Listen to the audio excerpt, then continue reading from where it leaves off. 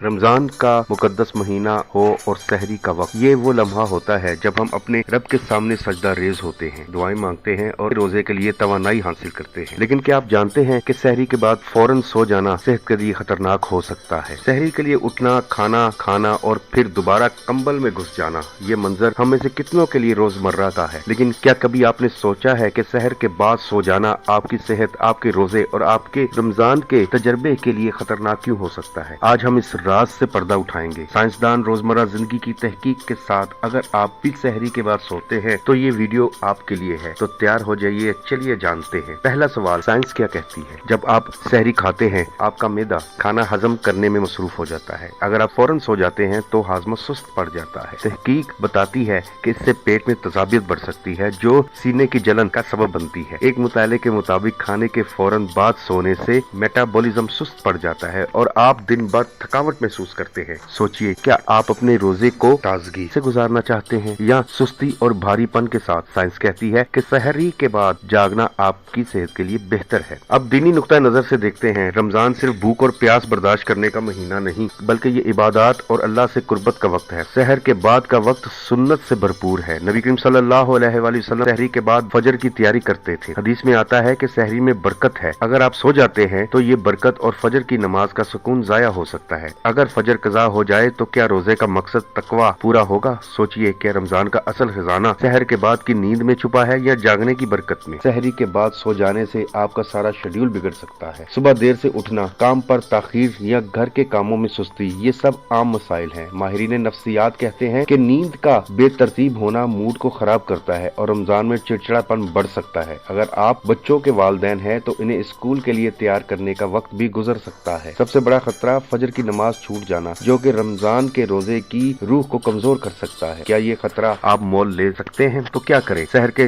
बाद सो जाने की बजाय जागने की आदत अपनाएं। कम से कम फजर की नमाज के लिए मस्जिद तक चहल कदमी करें और फिर फजर की नमाज अदा करें, दुआ करें, कुरान पाक पढ़ें। हल्की फुल्की चहल कदमी से आपके जिस्म में खाना हजम करने की सलाहियत बढ़ जाती है। ये आपके जिस्म और रूह दोनों को ताज़ा करेगी। माहिरीन कहते हैं कि सहरी के बाद 2 से 3 घंटे जागना मेटाबॉलिज्म को बेहतर करता है। ज़हनी तौर पर ये वक्त अल्लाह से राब्ते का बेहतरीन मौका है। रमजान 2025 को बरकतों से भरपूर बनाए। सहरी के बाद जागे और अपने रोजे को ताकत दें। आपका दिन रोशन होगा और दिल को सुकून रहेगा। सहरी के बाद सो जाना खतरनाक हो सकता है, सेहत के लिए, आदत के लिए, आपके रमजान के लिए। तो इस बार जागने का अहद करें। रमजान सिर्फ रोजा रखना नहीं, बल्कि इसमें बरकतों को समेटना है। आप सहर के बाद क्या करते हैं? कमेंट्स में बताएं और इस वीडियो को दोस्तों तक शेयर करें जो सहरी के बाद सो जाते हैं। आपको रमजान मुबारक हो। अपने रमजान को बेहतर बनाएं। अगर आपको ये मालूमाती वीडियो मुफीद लगे तो हमारे YouTube चैनल उमंगे सहर को सब्सक्राइब करना